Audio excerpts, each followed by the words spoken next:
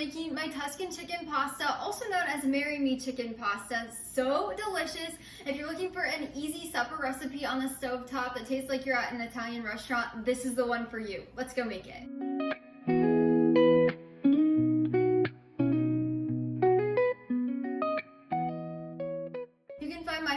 Recipe link down in the description below. Just click the link, it'll take you over to my blog where you can print and save it anytime. I also have tons of serving ideas and storage tips, so definitely go check that out. So to get started, we'll grab a medium-sized skillet and you're gonna want to add 1 teaspoon of avocado oil to that. I recommend not using olive oil just because we are pan-searing our chicken. So do avocado oil, you can do coconut oil. After you have that warming, you're gonna grab 1 large boneless, skinless chicken breast and you're gonna cut it up into about 1/2 inch size pieces just so that they're bite-sized. And then we're gonna add 1/2 teaspoon of sea salt to the chicken, as well as 1/2 teaspoon of ground black pepper. And then we're just gonna toss this so everything's evenly coated in the spices. Now, when your chicken is coated and your pan is hot, the oil is warm, we're gonna head over there and pop them in. I also forgot to mention an important note before we do this. Whenever you are messing with raw chicken, make sure you wash your hands with soap and water and clean your workspace to prevent any food contamination. You'll know your oil is hot when you can feel it warm over the top, as well as when it runs across the pan like water. So as you can see, it's a lot easier to move around. Once it's like this, we're gonna leave our temperature on a medium heat, and then we're gonna add our chicken in. You wanna make sure it's not touching, but if it is, totally fine. Now we're gonna let this cook for 4 to 5 minutes on medium heat, and then we're gonna flip it. Do not mess with them during this time. You wanna let them sit so they get a good sear. Now once they've cooked for 4 to 5 minutes, we are going to flip them. They should have a golden sear, just like that. And then we're gonna cook this on medium heat for another 4 to 5 minutes until the other side is seared and the chicken is fully cooked. The best way to tell if it's done is just by slicing one of the bigger ones in half and just giving it a check. And just like that, as long as you don't see any pink, it's good to go. So now we're going to just dump this out onto a plate. You can prepare our pot for the pasta cooking. So you're gonna grab a medium-sized pot and then you're gonna fill it with just a few inches of water. I always like to add about a teaspoon of sea salt just to flavor the water. This is a great way to have the best tasting pasta. And then just stir that around and bring this to a boil over high heat. And then we're gonna begin making our sauce. As you can see, there's still dripping stuck on the bottom. Do not worry, we're gonna deglaze this here in a second. But to get started making our sauce, we're gonna add in 2 tablespoons of salted butter, and then we're just gonna let that melt over low heat. And then we're also gonna add in 2 freshly grated garlic cloves. We're just gonna add those in. I already grated that with a microplane, but you can also use a mincer. And then you're just gonna wanna stir this around a little bit to help this melt. And then it will also start deglazing the bottom of your pan as you go. But then you wanna make sure you use a wooden spoon to help this.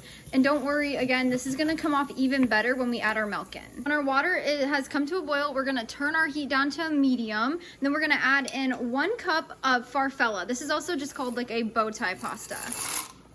And then we are going to stir this just so it doesn't stick. The biggest thing with pasta is you want to stir it every few minutes to make sure it's not sticking. That's the best way to ensure that they're not stuck together. And then we're just going to let this cook according to the package for about 6 to 7 minutes. Now, once the butter has melted, we're going to cook this on low for about 2 minutes just so that we can cook down that garlic just a little bit. While the garlic is cooking, we're going to dice up some sun-dried tomatoes. Now, I like to get Jeff's Garden. It's a really good clean brand, so that's what we're using. We're going to grab 2 tablespoons out of here and put them on our cutting board.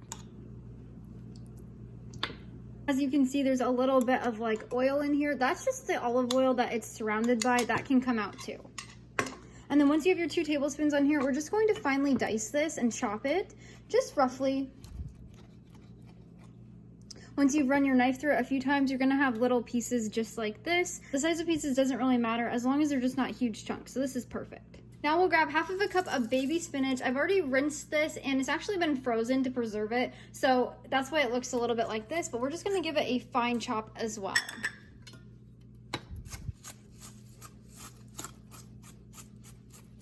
We just want it to be in little pieces as well. Now just let these set aside and we're gonna start making our sauce. Now that our pasta is cooked, we are going to drain this and then set it to the side until we're ready to add it to our sauce. Now we're gonna turn our heat to medium and we're gonna add in 1 cup of half and half. If you don't have half and half, you can just do a cup of milk. It just won't be as creamy. We'll also add in half of a cup of regular milk, or you can use whole milk or any kind you have. Now I like to give it a quick stir here before we add anything else.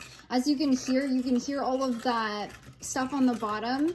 That's starting to come off. So as this heats up on medium heat and you use a wooden spoon to stir, it will get all those drippings off and it will flavor our sauce. Next we'll add in 1 teaspoon of sea salt, as well as half of a teaspoon of ground black pepper, half of a teaspoon of garlic powder, salt-free, half of a teaspoon of onion powder, salt-free. Next we'll add in our chopped tomatoes, sun-dried tomatoes, as well as 1 teaspoon of lemon juice. Now once you have all of those in and the bottom feels like all the drippings have come off, you can remove the wooden spoon. And then we're gonna add in 1 cup of freshly grated Parmesan cheese, as well as all of our chopped spinach. Now we're gonna turn our heat to low and we're gonna use a whisk to stir this together. That just helps all of the Parmesan cheese combine with the sauce. And then we're gonna let this cook for about 10 minutes, stirring occasionally. Now your chicken and your pasta are just fine sitting off to the side. They will go in just a minute. Now once your sauce looks just like this and is cooked for about 10 minutes, we're gonna add our chicken and our pasta in. Now if your pasta's been finished for a little while, it may be a little bit stickier. That's fine, if that's the term you wanna use. Just kind of break it up with your spoon and add it into your sauce. Now we're just gonna stir this together, that way everything is coated. It looks so amazing. Now we're just gonna let this all warm together for about 5 minutes on low heat, and then it's time to serve. Now after 5 minutes of warming, you can turn the heat off, and then this is completely optional, but you can add an additional 1/4 of a teaspoon of sea salt just to give it a little extra flavor.